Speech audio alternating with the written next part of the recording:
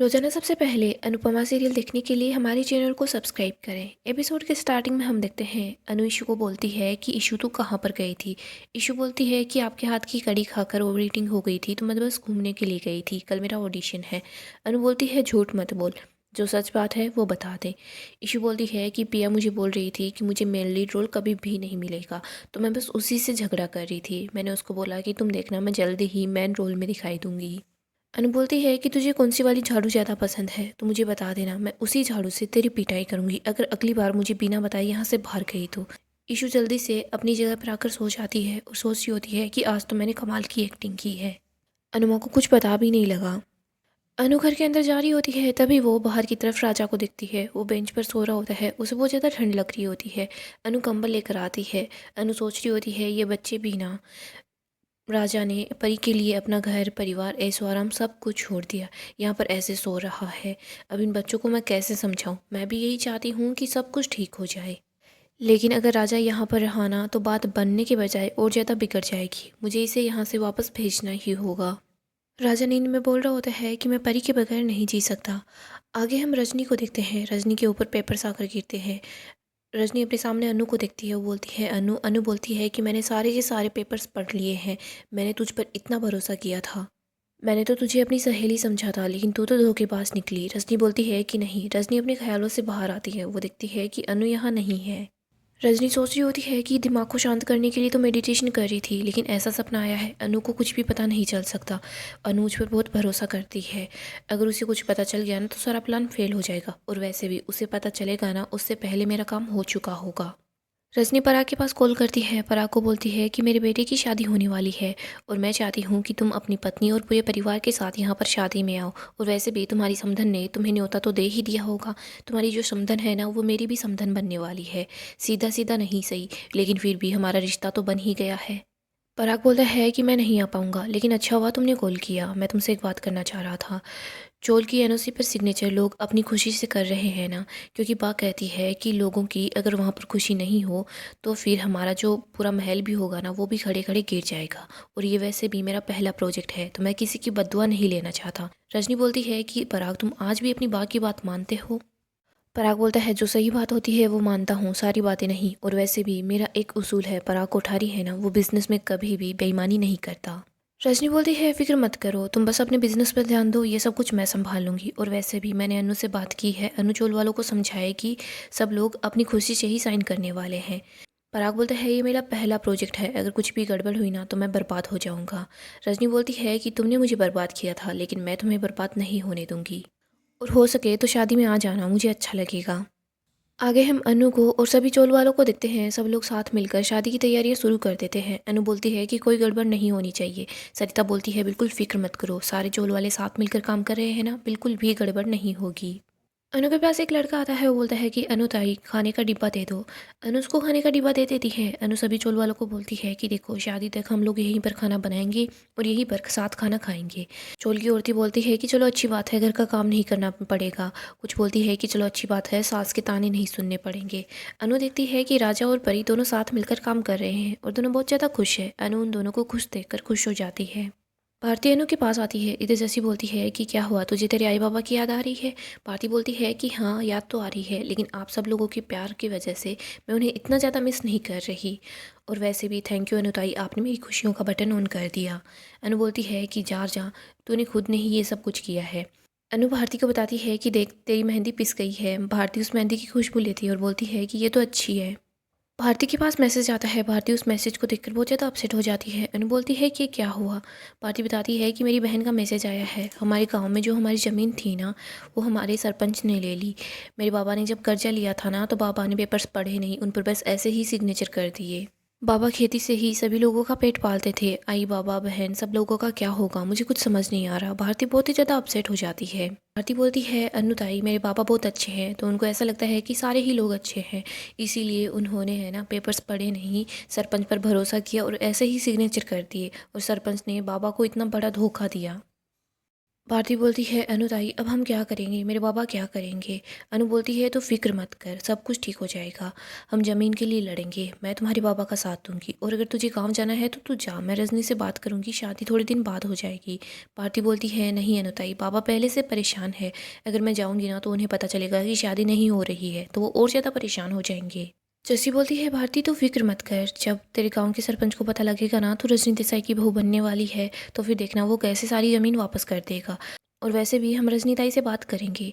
जस्सी अनु को बोलती है अनु तू उनके पास कॉल करना और उनको बताना कि भारती के बाबा की हेल्प करे। अनु बोलती है कि हाँ मैं उससे बात करूँगी। आगे हम राही को देखते हैं, वो पढ़ रही होती है, दिवाकर भी वहीं पर होता है। दिवाकर बस राही को ही देख रहा होता है, राही को पता चल जाता है। राही उसकी तरफ देखती है तो दिवाकर बोलता है कि देखो वो पेंटिंग कितनी सुंदर है ना, मैं बस उस पेंटिंग को बनाने वाले के बारे में ही सोच रहा था, उसने कितनी शिद्दत से कितने प्यार से इस पेंटिंग को बनाया होगा। राही बोलती है हाँ पेंटिंग है तो सुंदर। राही बोलती है कि सर अगले 2 दिन में है ना ऑनलाइन ही क्लास लूँगी। दिवाकर बोलता है लेकिन क्यों। राही बोलती है कि मैं मुंबई जाने वाली हूँ तो वैसे भी मैं यहाँ नहीं रह पाऊँगी। राही बता रही होती है कि शादी अटेंड करने के लिए मुझे वहाँ जाना है। दिवाकर को गुस्सा आता है, चाय उसके हाथ पर गिर जाती है। इधर राही उसकी केयर करती है, वो बोलती है कि सर आप ठीक तो है ना, आपका हाथ तो जल गया है। वो जल्दी से सर्वेंट से बर्फ़ मंगवाती है। दिवाकर जब देखता है कि राही उसके लिए परेशान है तो वो ज़्यादा खुश हो रहा होता है। आगे हम अनु को देखते हैं, वो भारती की वजह से बहुत ही ज़्यादा अपसेट हो जाती है। चोल के सभी लोग वहाँ पर आते हैं। अनु बोलती है कि क्या हुआ। चोल के कुछ लोग बताते हैं कि अनु ताई अब हम ये चाहते हैं कि हमारी चोल के लिए जो भी फैसला लेंगी ना वो आप ही लेंगी। वो कुछ पेपर्स अनु को देते हैं, अनु उनको पढ़ती है, उसमें लिखा होता है कि हमारी चोल के लिए जो भी फैसला होगा निर्णय होगा वो अनुपमा जोशी ही लेगी। अनु बोलती है कि आप सब मुझ पर इतना भरोसा कर रहे हैं, थैंक यू। अनु सबको बोलती है कि आप जल्दी से तैयार होकर आ जाइए क्योंकि फंक्शन का टाइम हो चुका है। अनु सोच रही होती है कि मैं इन चोल वालों के साथ वो नहीं होने दूंगी जो भारती के बाबा के साथ हुआ है। वैसे तो रजनी सब संभालेगी लेकिन मैं भी किसी भी पेपर को बिना पढ़े साइन नहीं करूंगी। हर पेपर को अच्छे से पढ़ूंगी, परखूंगी, फिर साइन करूंगी। आगे हम रजनी और वरुण को देखते हैं। रजनी वरुण को बताती है कि अनुपमा के पास पूरे चोल की तरफ से साइन अथॉरिटी आ चुकी है, अब वही पेपर्स पर सिग्नेचर करेगी। वरुण बोलता है ये तो अच्छी बात है, वैसे भी वो आप पर इतना ज़्यादा भरोसा करती है। रजनी बोलती है हाँ, अगर उसने पेपर्स पढ़ लिए ना तो उसे आसानी से पता चल जाएगा, लेकिन मैं उसे वो पेपर्स पढ़ने ही नहीं दूंगी। रजनी बताती है कि मैं ऐसी कानूनी भाषा के अंदर पेपर्स बनवाऊंगी ना तो अनुपमा को समझ ही नहीं आएगा। रजनी बोलती है राजनीति में ऐसा ही होता है कि हमें बंदूक है ना दूसरे के कंधे पर रखकर चलानी होती है, और मैंने भी वैसा ही किया है, मैंने बंदूक अनुपमा के कंधे पर रखकर चलाई है। वरुण बोलता है लेकिन मेरी और भारती की शादी। रजनी बोलती है मैं बोल रही हूँ ना, वो सिर्फ भरोसा जीतने के लिए कर रहे हैं, और वैसे भी अगर तुमसे शादी निपटी है तो ठीक है, वरना फिर उसे तलाक दे देना और छोड़ देना सड़क पर यूं ही। आगे हम ईशानी को उसकी दोस्त प्रिया के साथ देखते हैं। ईशानी उसको पैसे दे देती है, वो बोलती है कि तू इतने पैसे कहाँ से लेकर आई। ईशानी बताती है कि मैंने ज्वेलरी है ना उसको गिरवी रखा है। प्रिया बताती है कि वैसे ठीक है, अब तुम देखना कैसे प्रोडक्शन वाले लोग हैं ना तेरे आगे पीछे घूमते हैं, ईशानी मैम बोलते रहेंगे। ईशानी मेरा दोस्त है ना वो सब कुछ संभाल लेगा, लेकिन एक बात याद रखना, रेंट है ना हमें हर महीने देना होगा। वो दोनों मिलकर कार सेलेक्ट कर रही होती है। आगे हम राजा को देखते हैं, वो परी के साथ ही होता है। तभी यहाँ पर अनु आ जाती है और परी वहाँ से चली जाती है। राजा बोलता है कि अनुमा आप प्लीज़ मुझे वापस आने के लिए मत बोलना। अनु बोलती है ठीक है, लेकिन तू एक बार मेरी बात तो सुन ले। अनु बोलती है राजा तुम परिवार को छोड़कर आए ये तुमने अच्छा नहीं किया, लेकिन तुम परी के लिए आए ये तुमने अच्छा किया। तुम परिवार और प्यार में से कभी भी एक को मत चुनना, क्योंकि ज़िंदगी तभी खूबसूरत होती है जब परिवार और प्यार दोनों साथ होते हैं। तुम्हें अपने परिवार वालों से बात करनी होगी, उन्हें मनाना होगा। राजा बोलता है कि वो लोग नहीं मानेंगे। अनु बोलती है देखो तुमने शादी के लिए भी उन्हें मना लिया था ना, तो अब भी मान जाएंगे। वो तुम्हारे माता पिता है, तुम्हारा अच्छा ही चाहते हैं, तुम्हें खुश देखना चाहते हैं। तुम ही बता दो तुम अपने परिवार को छोड़कर क्या खुश रह पाओगे। ज़िंदगी है ना बहुत लंबी होती है, और इस लंबी ज़िंदगी में परिवार की ज़रूरत होती है। अनुराजा को समझाती है कि तुम्हें अपने परिवार वालों से बात करनी होगी, जो चीज़ उलझी हुई है उन्हें सुलझानी होगी। रिश्तों के धागे उलझे हुए हैं तो तुम उन्हें सुलझाओ। राजा बोलता है कि अगर मैं वहाँ पर धागे सुलझाने के लिए जाऊँगा तो यहाँ धागे टूट जाएंगे। तो परी वहाँ आती है और बोलती है कि ऐसा कुछ भी नहीं होगा। राजा मैं तुमसे बहुत प्यार करती हूँ और तुम्हारा वेट करूँगी। मुझे पता है कि मैंने बहुत सारी गलतियाँ की है, लेकिन मैं और कोई गलती नहीं करना चाहती। अनुमा बिल्कुल ठीक बोल रही है। राजा अनुमा सही बोल रही है, हम दोनों है ना फैमिली से दूर रहकर बिल्कुल भी खुश नहीं रह पाएंगे। मैं तुमसे प्रॉमिस करती हूँ, मैं हमारे प्यार को, हमारे रिश्ते को एक और मौका दूंगी। राजा बोलता है कि परी मैं वापस जरूर आऊँगा। परी बोलती है कि और मैं तुम्हारा इंतजार करूँगी। राजा वहाँ से चला जाता है। इधर परी अनु दोनों बहुत ज़्यादा खुश हो जाते हैं। परी अनु को गले लगा लेती है। अनु बोलती है कि शाबाश, मैंने बहुत दिनों बाद पुरानी वाली परी को देखा है। परी बोलती है आपने क्या? मैंने भी बहुत दिनों बाद अपने पुराने वाले रूप को देखा है। वैसे आपने ईशू को देखा है क्या? अनु बोलती है कि नहीं, ईशू को मैंने नहीं देखा। अनु बोलती है वो फिर से गायब हो गई, मैं उस लड़की का क्या करूँ? तभी यहाँ पर ईशू आती है जो गाड़ी लेकर आती है। इधर हम देखते हैं जैसी बोलती है कि ये सेकंड हैंड कार तूने कहाँ से ली है? ईशू कुछ नहीं बोलती। इधर अनु बोलती है कि मुझे पता है कि तूने ये गाड़ी ली है तो कोई ना कोई जुगाड़ कर ही लिया होगा। मुझे बस ये जानना है कि तुझे गाड़ी लेने की ज़रूरत क्या थी? ईशू बोलती है कि अंदर जाकर बात करें। अनु बोलती है कि अंदर जाकर क्यों बात करेंगे? तू इतनी ज़्यादा आवाज़ के अंदर म्यूज़िक बजाते हुए यहाँ पर आई है, हॉर्न बजाते हुए यहाँ आई है ताकि सारे लोग तुझे देखें, तो ये बात भी यहीं पर होगी। ईशू बोलती है कि ठीक है, तो फिर सुन लीजिए, जब मेरे पास बहुत सारे पैसे होंगे, मेरे पास गाड़ी होंगी ना, तो मुझे अच्छा काम मिल ही जाएगा। अनु बोलती है कि ऐसा नहीं होता। पहले काम मिलता है, उसके बाद कामयाबी मिलती है और उसके बाद कामयाबी के इनाम मिलते हैं। लेकिन तूने तो इस सीढ़ी को ही उल्टा कर दिया है। पहले तू ही इस गाड़ी को लेकर आ गई। आज तेरे पास काम है, कल को तेरे पास काम नहीं होगा तो तू क्या करेगी? ईशू बोलती है कि अनुमा, आप मेरी खुशी में खुश नहीं हो सकती तो प्लीज़ कम से कम जेलस मत होइए। अगर यही कार परी लेकर आती ना तो आप इसकी पीठ थपथपाती। ईशू बोलती है कि मुझे यहाँ ऐसी जगह में रहना भी पसंद नहीं है, मुझे बस अमीरी पसंद है। अनु बोलती है कि अगर अमीरी पसंद है ना तो अमीर बन, दिखावा मत कर।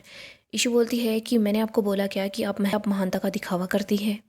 ईशू बोलती है कि अगर आपको अपनी लाइफ अपने तरीके से जीनी है तो मुझे भी तो अपनी लाइफ अपने तरीके से जीने दो और मुझे अकेला रहने दो। अनु बोलती है कि जा ठीक है, अकेली रह ले, और वैसे भी मेरी एक बात को सुनते चली जा।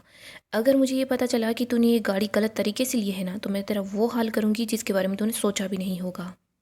अनु सबको बोलती है कि देखो फंक्शन का टाइम हो रहा है, जल्दी से जल्दी तैयारियां शुरू कर देते हैं। अनु सोच रही होती है बस अभी जो फंक्शन होने वाला है उसमें कोई भी गड़बड़ ना हो। गाइस, डेली अपडेट के लिए आप हमारे चैनल को सब्सक्राइब करें, साथ ही साथ वीडियो को भी लाइक कर दें।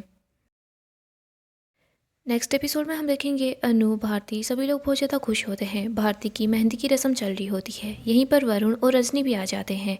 रजनी सोचती है कि आज मुझे अपना काम करना ही होगा। रजनी अनु के पास आती है, उसके पास फाइल होती है, उसके अंदर कुछ पेपर्स होते हैं। वो अनु को बोलती है कि तू जल्दी से इन पेपर्स पर सिग्नेचर कर दे, इसके बाद है ना मुझे ये सारे के सारे पेपर वकील को देने होंगे। अनु बोलती है लेकिन मुझे इन्हें पढ़ना तो होगा ना, मैं इन्हें पढ़े बिना सिग्नेचर नहीं कर सकती। रजनी बोलती है कि देख तुझे मुझ पर भरोसा नहीं है क्या? अनु बोलती है कि मुझे तुझ पर पूरा भरोसा है। तो फिर रजनी बोलती है फिर सिग्नेचर कर दे, क्या पढ़ रही है?